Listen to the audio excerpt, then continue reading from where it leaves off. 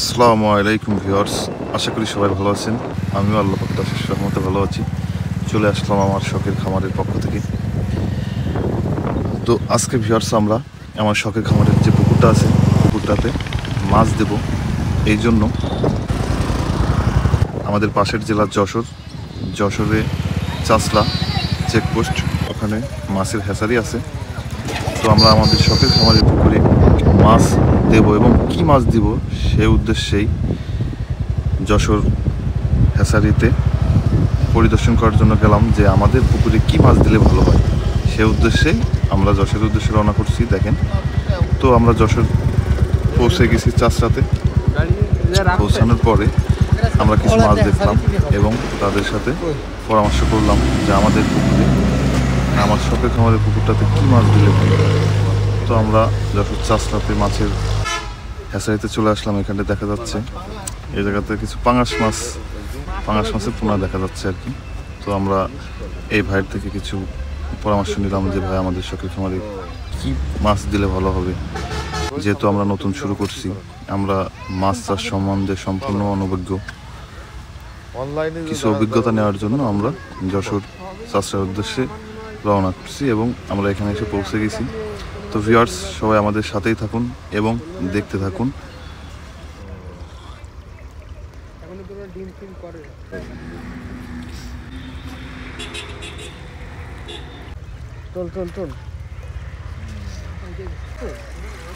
Half KG 1 KG হয়ে গেল।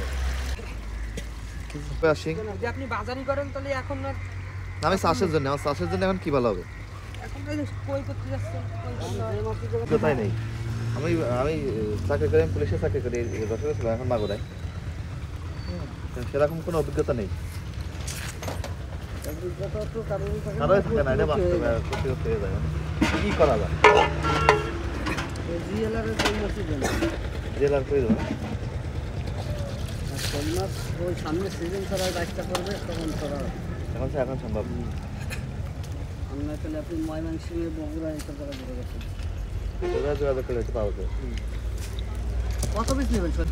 আমাদের পুকুরি মানে পাবে না, 20 দাম দেওয়া যায়। আমি একটা আন্দাজ খাবো 220 টাকা। হ্যাঁ, আমরা কি সাইজেরই কিনতে পারি? এখন তো মাছটা পুরনো মাছ, বড় বড় মাছ, বুঝতে পারছেন? রিয়েল নিচে এখন 3-3.5 ইঞ্চি মাছ নেবেন, তাও মাথার মাছ নিতে হবে, বুঝতে পারছেন? এটা নিয়ে যে আমরা ডাইরেক্ট এর মধ্যে দেখবেন একটা ছোটো আছে, একটা বড় আছে। ওই ছোটোটা মনে করেন ফেলাই দিতে হবে, দিয়ে ওই মাথার মাছ কিনতে হবে, ওই কই মাছের, বুঝতে পারছেন? ওই মাথার মাছ কিনতে হবে।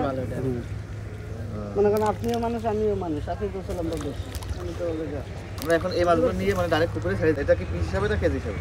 পিস পিস কেমন এটা? ওই রিয়েল মাছ করবে 2.5 টাকা পিস, কই মাছ করবে 1.5 টাকা পিস। কই মাছ পিছি সাদা মাছ, রুই কাতলা, মির্গে এইসব বিক্রি হলে কেজি। আর এটা এই যে পাঙাশ মাছেও কিছু বিক্রি। এখন সাদা মাছ হবে, আপনার ওই জাপানি হবে, ওই যে লাল জাপানি, রুই হবে, সিলভার হবে, তেলাপিয়া হবে, হ্যাঁ মোনোসেক্স এইসব।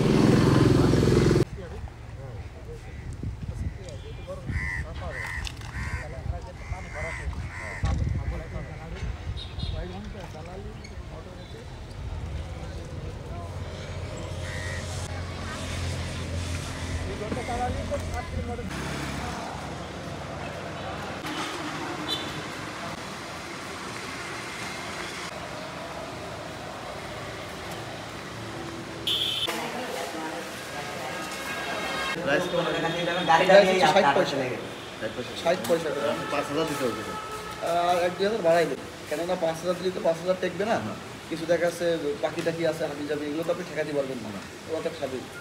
সেই ক্ষেত্রে 200-500-1000 বেশি দিলে সমস্যা নেই, কম না হবে। তাই আছে আপনি সর্বসা করলে 5,000 পিস মাছ হলেই আপনার এনাফ। কেজিতে যদি 4-5টাও বিক্রি করতে পারেন, অনেক মাছ।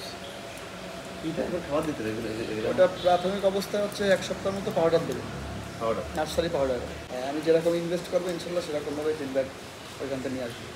তাই হচ্ছে মানসিকতা থাকতে হবে। আমার উপরে একটা আবার হাঁসের ঘর টাইপের করেছে। হাঁসের বিশাল হবে। হ্যাঁ, হাঁসের ময়লা একটু সমস্যা লাগে না, তবে মাছ খাবার দেওয়ার সময় হাঁস নামানো যাবে না, এটা খেয়াল রাখতে হবে।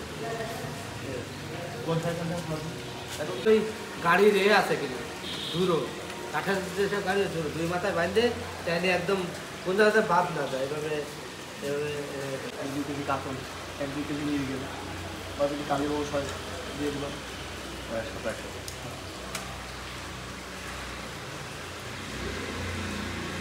এবারে যে গ্রাম আসতে এবারে সেটা হ্যাঁ এটা আইডিয়া দিলাম তো চাবিটা নিয়ে আসো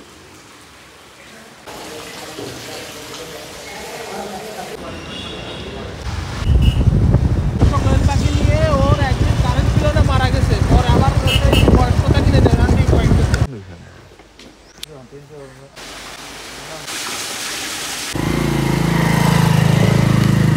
কত করে এক এক সময় এক এক রেট পড়ে তো এখন রেটটা তো এখন আমি বলবো না। এটা খোঁজ নিতে আমাদের এলাকায় যারা আছে দাদা কর সাইতে নিয়ে যাবেন এখন যদি আমরা জেল মাছ দিয়ে কিনতে যাই এখন নাকি দাম বেশি পড়বে